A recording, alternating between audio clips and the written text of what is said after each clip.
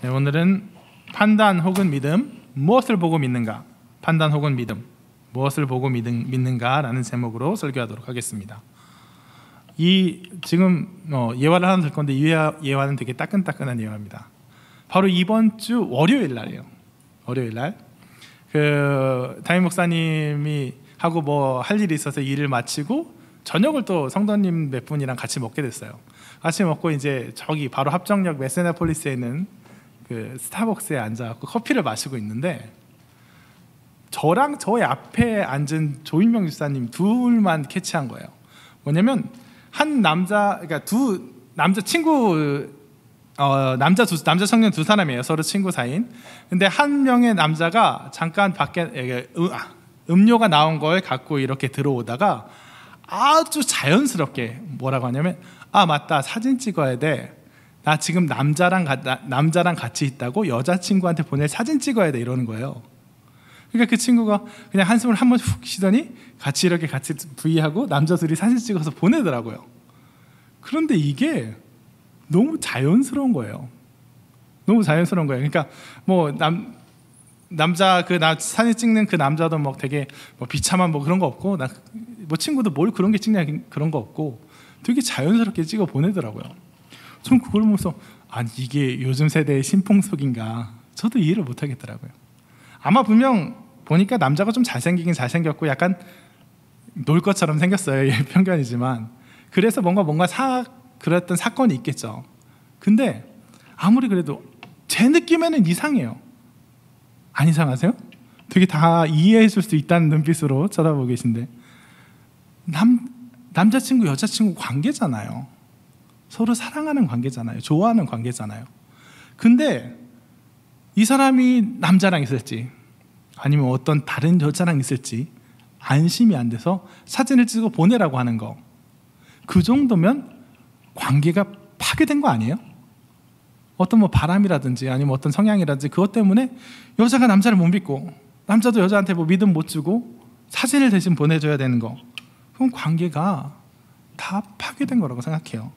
그건 사실 거기에 믿음이 없잖아요. 거기 둘의 신뢰가 없어요. 그냥 판단만 남아있어요. 무슨 판단? 사진이 오네? 남자랑 있네? 그래, 그러면 일단 넘어가자. 그런 판단만 있어요. 이게 과연 바른 관계인가? 절대 전 그럴 수 없다고 생각해요. 왜냐하면 그 사진으로부터 오는 그 판단은, 그래, 이걸 보니까 지금 당장은 여자랑 안 같이 있구나 하는 건 전혀 충분하지 못해요. 왜냐하면 사진을 보낼 때도 뭐 1시간 간격으로 사진 보내도 그 1시간 사이에 다른 여자를 만날 수도 있고, 친구랑 짜고 조작된 사진을 보낼 수도 있고, 여러 가지 확률이 있잖아요. 이 1시간마다 사진을 받아서 안심이 된다 싶다가도, 야, 네 남자친구 거기 아니고 다른 데 있던데 라는 그 누군가의 던지는 한마디면 완전히 뒤엎어지는 거예요. 완전히 변화되는 거예요. 이것들은 믿음이라는 건요, 믿음이란 건 판단에서 나온 게 아니에요. 이런 증거들, 사진 찍어 보내는 것 같은 그런, 정말 이건 그 중에서도 정말 지엽적이고 말단적인 증거인데, 그 증거에서 나오는 거는 내 판단이에요. 내 생각이에요.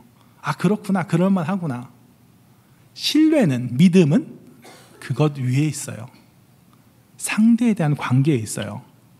내 남자친구니까, 내 여자친구니까, 그가 나를 속일 리 없으니까, 그의 신의 성실에 대해서, 그의 선함에 대한 믿음, 그 사람 그 자체에 대한 믿음이에요.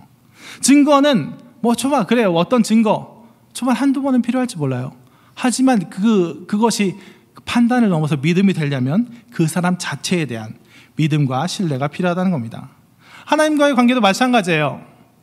하나님께서는 우리가 하나님 그 자체를 믿기 원해요. 하나님을 신뢰하기 원해요. 하나님을 뭘로 사실 증명할 거예요? 어떤 증거, 어떤 증명이 전지전능하신 하나님, 우리를 구원하실 하나님, 이걸 증명할 수 있어요? 없어요. 하나님은 너무 크신 분이기 때문에 어떠한 이적도 어떠한 증거도 하나님을 다 나타낼 수 없어요. 그래서 우리가 하나님을 믿는 건 오직 하나님과의 관계, 하나님의 선하심을 믿는 그 믿음뿐이어야 된다는 겁니다. 그것을 오늘 본문을 자세히 보면서 살펴보도록 하겠습니다. 오늘 본문은 이제 모세와 아론이 바로에게 가서 이스라엘 백성을 보내달라 한 얘기예요. 첫 번째로 바로에게 찾아간 얘기입니다. 애굽에서 학대당하고 있는 이스라엘 백성을 구원하려고 이제 하나님께서 모세에게 나타나셨죠. 불타는 떨기나무도 보여주시고 갖가지 이적도 행하게 해주십니다. 모세는 아론과 함께 이스라엘 장로들을 먼저 찾아가요. 오늘 본문 전에 얘기하고 있는 거예요. 그래서 이적을 보여주니까 하나님이 보내신 게 맞구나 하고 인정하고, 하나님이 우리를 잊지 않으셨구나, 찾으셨구나 하고 백성들이 모세와 아론과 함께 하나님께 경배를 돌려요. 그 다음이 오늘 본문이에요. 그 후에 하나님의 말씀을 들은 모세와 아론이 바로에게 가서 여호와 하나님이 명령하셨으니 이스라엘 백성을 광야로 보내달라 이렇게 얘기를 합니다. 그러자 바로는 어떡하죠? 코웃음 칩니다. 내가 여호와가 누구냐? 난 그를 알지도 못한다. 그가 누구이기에 내가 왜 보내주겠느냐? 보내주지 않으면 하나님의 심판이 있을 겁니다. 경고해봐도 전혀 통하지 않아요. 모세와 아론을 내쫓고 이스라엘 백성의 감독자들을 불러서 그들을 더 힘든 노역으로, 지푸라기는 주지 말고 벽돌의 수요는 그대로 만들게 하라, 이렇게 더 힘든 노역으로 학대하라고 명령합니다. 이것들이 게을러가지고 꾀를 부린다고 딴 생각 못하도록 더 쪼이라는 거예요. 여기까지는 사실 이해가 가는 얘기입니다.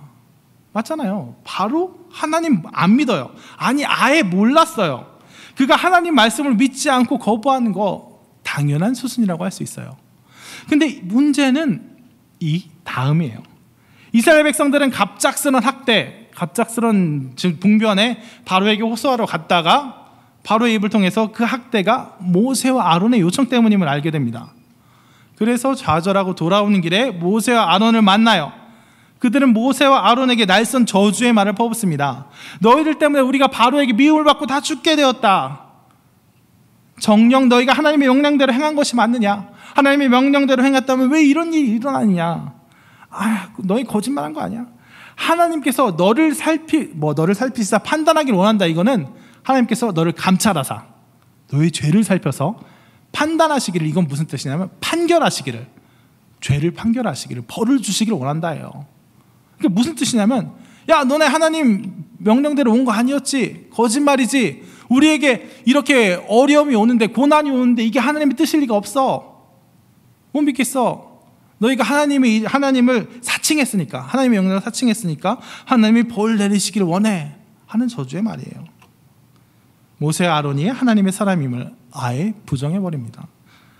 그러자 모세는 또 하나님께 쪼르르 달려와서 하나님께 묻습니다. 하나님, 이게 웬일입니까? 하나님 말씀대로 했더니 이스라엘 백성이 더한 학대를 당하지 않습니까? 이러시려면 저를 왜 보내셨습니까? 어찌하여 나를 보내셨나이까? 하고 하나님께 원망하고 따져 물어요. 여러분, 문제가 되는 부분은 바로 이 지점이에요. 바로가 하는 건 당연해요. 하지만 이스라엘 백성과 모세가 하는 건 당연하지 않아요. 추정컨대 모세와 아론이 백성 앞에서 이적을 행하여 하나님께서 보낸 사람임을 인정받은 지가 이제 한 3, 4일 됐어요. 하나님께서 우리를 버리지 않으셨구나 하고 이스라엘 가운데 경배가 있고 기쁨이 있고 정말 믿음 좋은 것처럼 보이는 태도가 있은 지 한 3, 4일 됐어요. 바로가 그들에게 학대를 가한 지는 이제 이틀 됐습니다. 어제 오늘 왜 안 했냐 이러고 때렸댔잖아요. 그러니까 고작 이틀 만에 혹은 3일 만에 뭔가 좀 일이 안 풀린다 싶으니까 바로 어떻게 됩니까? 경배가 사라져요. 기대가 사라집니다. 이 정도면 믿음은 사라졌다라고 얘기하는 게 아니라 아예 없었던 것 같아요. 하나님이 모세와 아론을 보내셨다, 하나님께서 우리를 잊지 않고 계신다, 하나님께서 우리를 찾고 계신다 하는 그 믿음은 애초에 없었던 것 같아요. 하나님이 이런 봉변이 왔다고, 이런 학대가 왔다고, 일이 잘 안 풀리고 고난이 왔다고, 하나님 일을 어찌합니까? 일이 쉽지 않습니다. 해결해 주십시오 하고 하루 이틀이라도 버텨볼 수 있을 걸. 아니 아예 단 한 번도 강구해 볼 생각조차 하지 못하고 그냥 이제 우리 죽었구나 하고 절망과 분노에 빠져있는 이 모습은 애초에 하나님을 안 믿었던 거예요. 하나님의 선하심을 믿지 않았던 거예요. 그저 그들은 그때 반응할 뿐입니다. 뭐에 반응해요? 상황과 조건에 반응할 뿐이에요. 모세와 아론이라는 사람이 와서 놀라운 이적을 보이는구나, 여기 놀라운 게 있구나, 그럼 이게 하나님의 것이겠구나, 전능하신 하나님께서 우리를 구하시려나 보구나, 기쁘다, 내 판단이에요. 근데 또 바로가 안 된다 그러는구나, 이 애굽의 최강국의 정말 거의 전지전능해 보였던 바로가 우리를 괴롭히는구나, 죽이려고 하는구나. 아, 그럼 우린 죽게 되었구나. 판단뿐이에요. 믿음이 끼어들 여지가 없어요. 거기에 더 심한 건 바로 모세입니다. 정말 훨씬 더 심해요. 백성들이야 한 달이 건너서 들은 거지만 모세는 하나님 직접 만나서 이야기 듣고 체험하고 이적도 직접 행했잖아요. 심지어는 지금 이 고난, 바로가 이렇게 나올 것까지도 실은 하나님께 이미 몇 번이나 들었단 말이에요.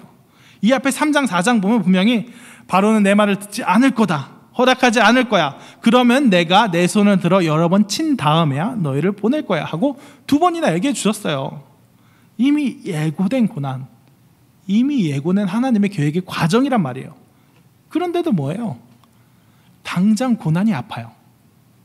이미 예고되고 알고 있는데도 당장 고난이 아파요. 당장 백성들의 원망이 아파요. 당장 나를 나를 짓누르는 바로가 너무너무 대단해 보여요. 하나님의 계획이 있습니다. 하나님의 뜻이 있습니다. 다 과정일 뿐입니다. 알지만 현실이 너무 견고해 보여요. 현 세상의 권세자들이 너무 세 보여요. 일이 되어가는 모양이 도저히 안 될 것 같아요. 그러면 머리로는 알고 있어도, 혹은 머리 알고 있는 것도 다 까먹고 하나님을 불신하게 되는 거예요. 떠나게 되는 거예요. 이게 뭡니까? 진짜 되는 겁니까? 하고 바로 흔들려 버리는 겁니다. 이건 그들이 하나님을 전혀 믿지 않고 있었다는 걸 의미해요. 믿음 없음. 이건 그들을 비난하려는 게 아니라, 형편없다는 게 아니라 그들이 진짜로 하나님을 믿는 믿음, 하나님 그 자체를 믿는 믿음이, 좀 더 제 취향을 살린 표현대로 하자면 하나님과 믿음의 관계를 전혀 맺지 못하고 있음을 뜻합니다. 고난이 찾아오기 전까지, 바로가 그들에게 더한 학대를 가하기 전까지 모세와 아론은, 그리고 이스라엘 백성은 하나님께서 그들을 보내셨다고, 그들을 통해 이스라엘을 구원하실 거라고 생각하고 판단하고 있었을 거예요. 그리고 자기 스스로는 그 판단을 믿음이라고 생각했을 거예요. 그들이 그렇게 생각할 수 있도록 하나님께서 충분히 자기를 드러내 주셨기 때문에요. 어떻게 보면 그럴듯한 증거들을, 이적들을 보여주셨기 때문에요. 불타는 떨기나무를 보고, 뱀으로 변했다가 다시 돌아온 지팡이를 보고, 나병이 걸렸다가 다시 나는 손과 땅에 부으면 피로 변하는 나일 강물을 보면서, 아 그래, 모세가 만난 하나님 뭔가 있구나 하고 판단했을 거예요. 그냥 판단의 영역입니다. 설교 처음에 든 예화에서 남자친구가 찍어보낸 사진을 보고, 아 그래, 남자친구 지금 여자 안 만나고 남자랑 같이 잘 있구나 하고 생각하는 그 여자처럼, 그 가련하고 불쌍한 여자처럼 눈에 드러난 현상들을 바라보고 상황과 조건을 가지고 그렇게 판단하는 거예요. 이것은 절대로 믿음이 아니고 그저 얄팍한 증명이고 정말 시시한 계산이에요. 굳이 말한다면 내 이성에 대한 신뢰예요. 이 증거들을 가지고 내린 내 판단에 대한 신뢰. 이런 건 언제나 쉽게 흔들리게 돼 있어요. 언제나 쉽게 흔들리게 돼 있습니다. 이적 보고 나서도, 정말 뱀이 뭐 지팡이가 되고 뭐 이거 보고 나서도 바로가 안 된다 그러면 흔들려요. 더 세 보이는 거 나오면 흔들립니다. 아니, 더 세 보이는 것도 필요 없어요. 사람의 기억은 희미해지기 마련이기 때문에 이전에 봤던 증거들, 이적들은 다 그냥 어느 순간 시간이 지나면 흐려지고, 고난이 찾아오면 그게 더 커 보여요. 무조건 고난이 또 직접 나를 치면 그게 더 아파 보여요.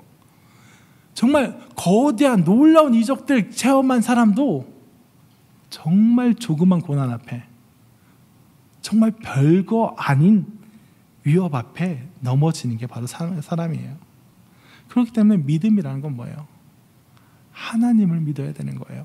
상황을 믿으면 안 돼요. 증거를 믿으면 안 돼요. 내 판단을 믿으면 안 돼요. 믿어야 될 건 뭐예요? 하나님이에요. 하나님이 얼마나 선하신 분인가, 하나님이 얼마나 신실하신 분인가, 하나님이 얼마나 전능한 분인가.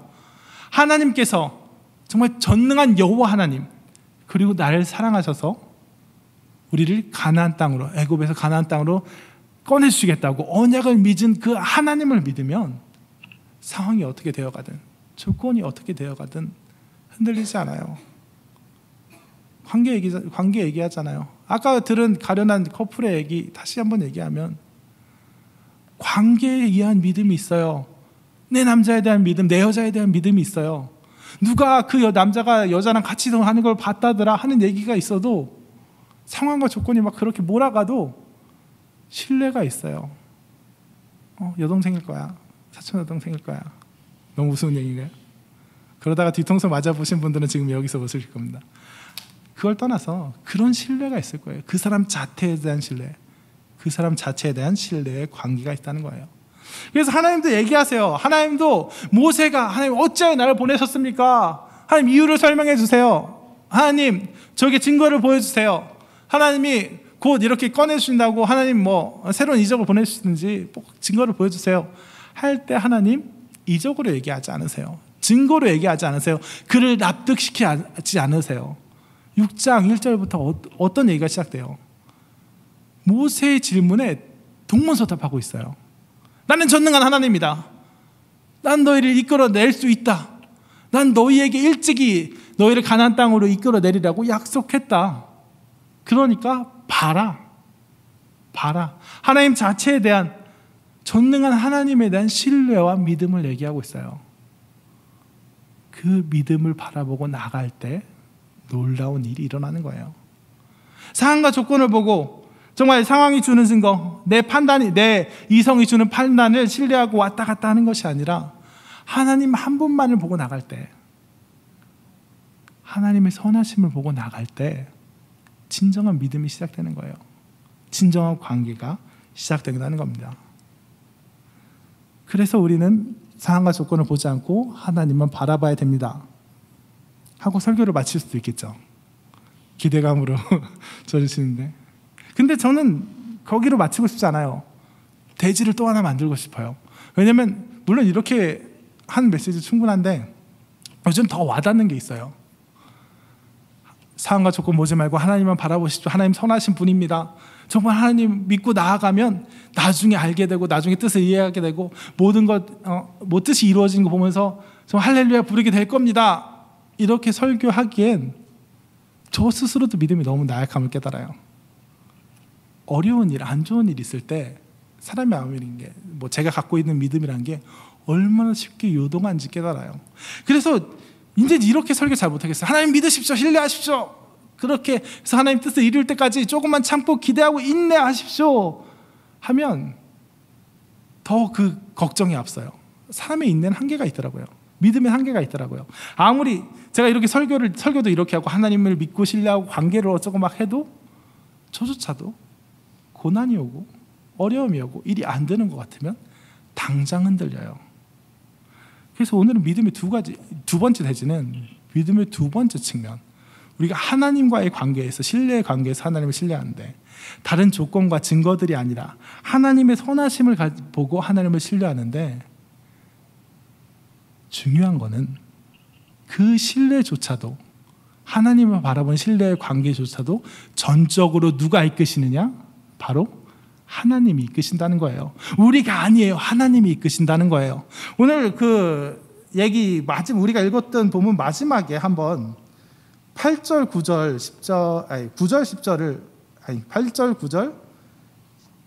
9절에서 너무 기네요. 8에서 11절 그냥 다시 같이 한번 읽어보겠습니다. 6장 8절에서 11절 시작. 내가 아브라함과 이삭과 야곱에게 주기로 맹세한 땅으로 너희를 인도하고 그 땅을 너희에게 주어 기업을 삼게 하리라. 나는 여호와라 하셨다 하라. 모세가 이와 같이 이스라엘 자손에게 전하나 그들이 마음의 상함과 가혹한 노역으로 말미암아 모세의 말을 듣지 아니하였더라.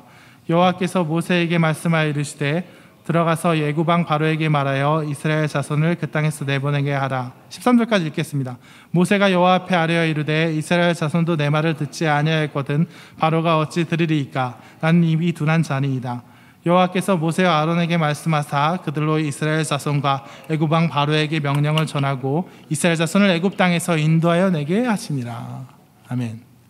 하나님께서 얘기하세요. 너 날 좀 믿어. 증거한 상황에는 날 믿어. 난 전능한 여호와야. 널 어떻게 구원할 거야. 내 언약이 있어 하고 말하셨는데 백성이 믿었어요? 못 믿었어요. 마음이 상했고 가혹한 노역으로 인해서. 사람은 사람의 믿음이 이렇죠. 한계가 있어요. 고난이 오면 잘 못 믿어요. 모세도 못 믿었어요. 백성이 못 믿는 거 보고 모세도 못 믿었어요. 그리고 모세 또 지긋지긋한 이 얘기. 전 입이 둔한 자입니다. 전 이 얘기 들을 때마다 되게 짜증나거든요. 사실 제가 하나님은 진짜 짜증났을 것 같아요. 입이 둔한 자입니다. 이거 출애굽기 진짜 번번이에요. 한 3번 정도 해요. 하나님 입이 둔한 자입니다. 바로가 내 말 안 들을 겁니다. 하나님이 그때마다 뭐라고 하는지 아세요? 야, 나 바로를 설득할 생각이 없다니까. 난 바로의 말을 강팍해 하고 바로가 반대하게 하고 완악하게 거부하게 할 거야. 그런 다음에 내가 두들겨 패서 손으로 쳐서 내 손으로 직접 항복시켜서 꺼내올 거야 하는 나의 능력으로 바로가 허락해줘야 가는 게 아니고 내가 꺼내올 거야 하는데도 계속 모세는 이러는 거예요. 바로가 안 보내줄 건데요. 바로가 선심 안 보여줄 건데요.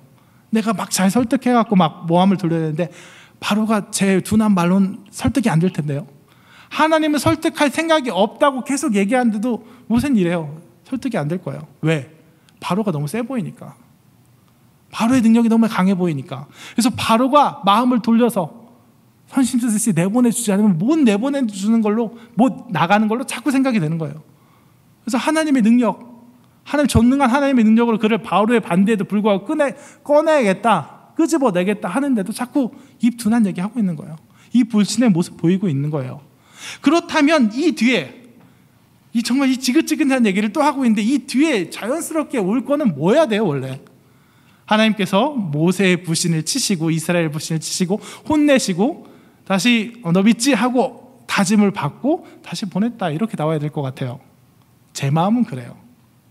제 마음은 그래요. 하지만 뭐예요? 하나님은 그냥 그들에게 다시 말씀하셨습니다. 모세를 다시 보내셨습니다. 이래요. 뭐 이 이전에 한 3장쯤 가면 하나님께서 모세를 처음 보내실 때도 똑같은 일이 일어나요. 모세야, 내가 너를 통해서 이스라엘을 구원하겠다. 그럼 모세가 계속 하나님 귀찮게 하잖아요. 하나님 이름을 뭐라고 부를까요? 하나님 어떤 백성이 안 믿으면 어떻게 할까요? 하나님 전 입인 둔할 자입니다. 그럼 내가 네 입을 알려주겠다, 이적을 보여주겠다. 마지막까지 가서 모세가 또 하나님 주여 보낼 만한 조를 보내소서 하고 계속 이렇게 버팅기고 안 믿고 할 때 하나님이 뭐라고 하신 줄 알아요? 성경에 뭐라고 기록되어 있냐면 모세가 보낼 만한 자를 보내소서 하고 한 5번째 버팅기니까 하나님께서 화를 내시며 이르시되, 화를 내시고 그 다음 뭐일 것 같아요? 화를 내시고 모세를 혼내셨습니다가 아니라 화를 내시고 네 형 아론이 있지 않냐, 네 형 아론을 보내서 내 얘기를 대신하게 하라. 내가 너에게 알려주고 네가 아론에게 알려주면 너는 아론에 대하여 하나님과 같이 되리라. 아론은 말을 하고 넌 지팡이 잡고 이적만 행하면 될지라. 이렇게 얘기해 주세요. 뭐예요? 하나님 화를 내시고 뭐예요? 화를 낸 사람 같지 않아요. 화를 낸 하나님 같지 않아요. 화를 내시고 그를 혼내셨다가 아니라 진짜 막판까지 해갖고 너무 화가 나시지만 뭐예요? 아론 붙여줄게. 네 하나님 같이 될 거야. 띄워주시고 너 말하는 거 부담스러우면 걔가 말하고 넌 이적만 행해. 완전히 걷어먹이고 있어요. 모세의 불신을 탓하지 않으시고 이스라엘 불신을 탓하지 않으시고 뭐예요? 그러지 말고 다시 가. 그러지 말고 다시 가봐. 그러지 말고 나의 역사가 일어나는 그 자리로 다시 가봐. 믿게 될 거야 하고 다시 등 떠밀어 주세요.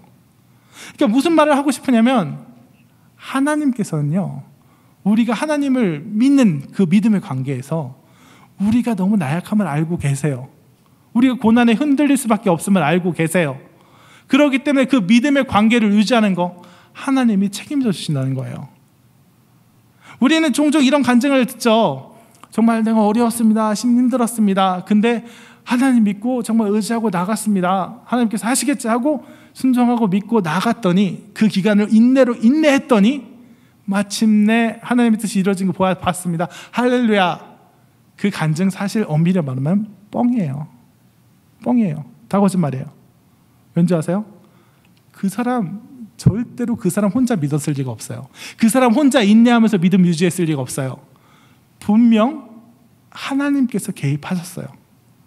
분명 하나님께서 정말 오래도록 그 인내의 터널, 오래도록 고난만 찾아오고 정말 하나님 없는 것 같은 그 증거들, 상황들 막 계속 오고 그 끝내 견디고 이겨 나가게 하나님 안 두세요. 왜냐하면 우린 너무 일찍 지치거든요.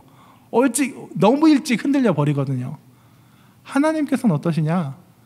고난이 오고 힘들고 그럼 인내하다가 정말 얼마 안 돼서 또 내 믿음 흔들리고 하나님 없는 것 같고 머리는 알지만 가슴으로 와닿고 너무 슬플 때 그때 위로를 주시고, 어느 순간 마음에 위로를 주시고, 어느 순간 너무 크게 망하지는 않게 돕는 사람 붙여주시고, 너무 하나님을 너무 원망한 마음이 너무 그 사람을 진짜 폭삭 주저앉지 않게 그냥 우연히 앉은 그 자리에서 우연히 들려온 찬양에 은혜 받게 하신다든가, 아니면 어떤 사람으로부터 신기한 도움이 온다든가 하고 버틸 수 있게 해주신다는 거예요.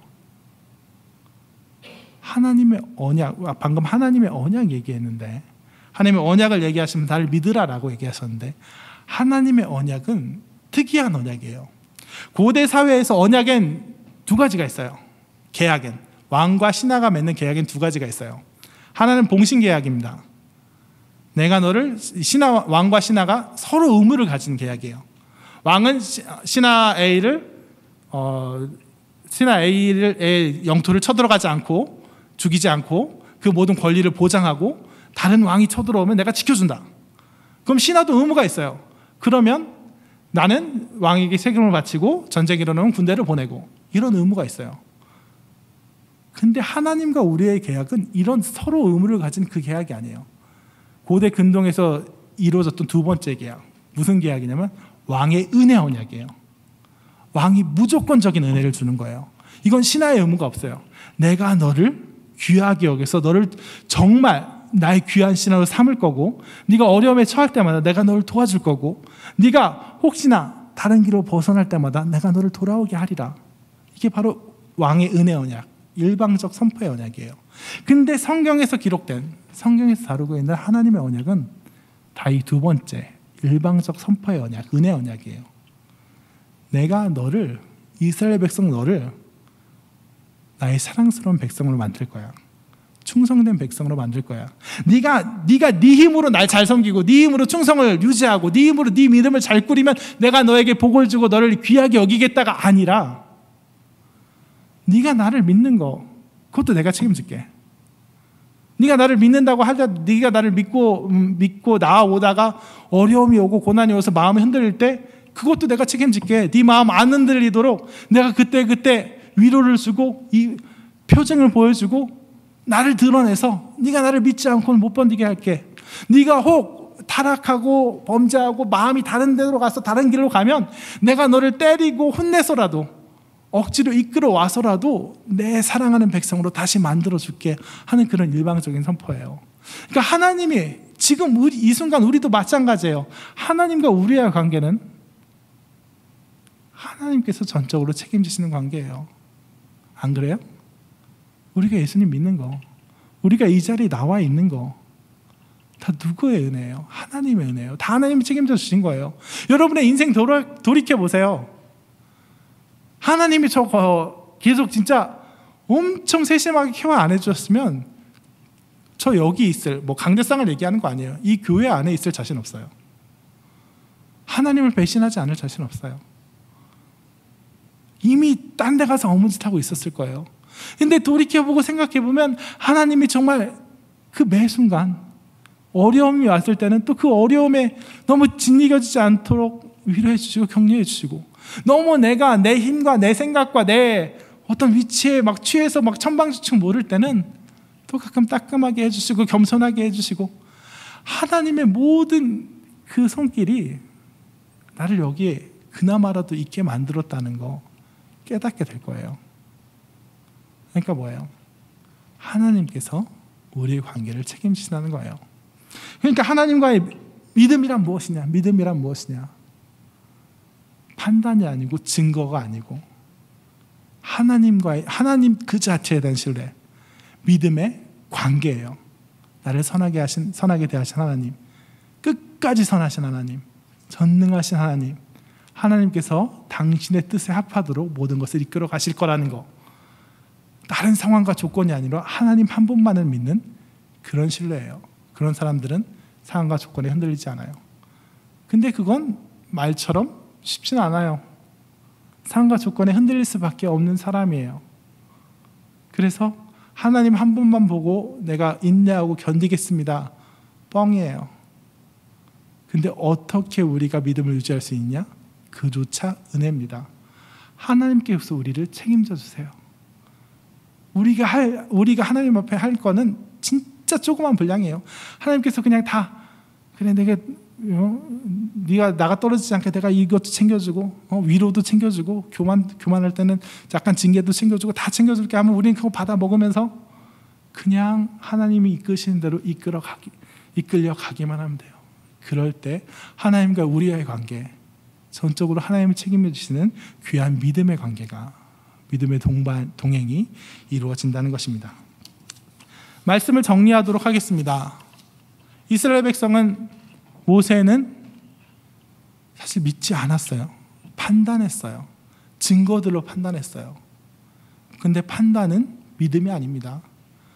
한두 번 증거를 보여주시면, 하나님께서 자기를 드러내 주시면 언제까지고 자기를 드러내 주세요, 증명해 주세요, 하나님을 그렇게 시험하려고 하는 것이 아니라 하나님 그 자체에 대한 믿음, 하나님에 대한 신뢰, 하나님과 나와의 믿음의 관계가 이루어져야 돼요.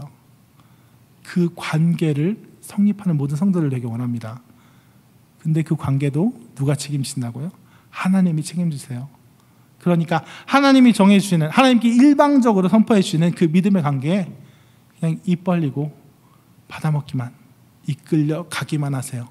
그럴 때 정말 내가 어떻게 그럴 수 있지 싶을, 나처럼 약한 인간이, 나처럼 연약하고 의심 많은 인간이 어떻게 그럴 수 있지 싶을 정도로 어느새 하나님과 끈끈한 믿음의 관계, 사랑의 관계로 묶인 우리들을 발견하게 될 것입니다. 언제나 하나님과 동행하고 하나님이 책임져 주시는 믿음의 관계 속에서 이 세상 모든 상황과 조건들 무시하고 외면하고 하나님 한 분만 바라보며 나아갈 수 있는 홍대세교의 성도가 되시길 진심으로 축원합니다.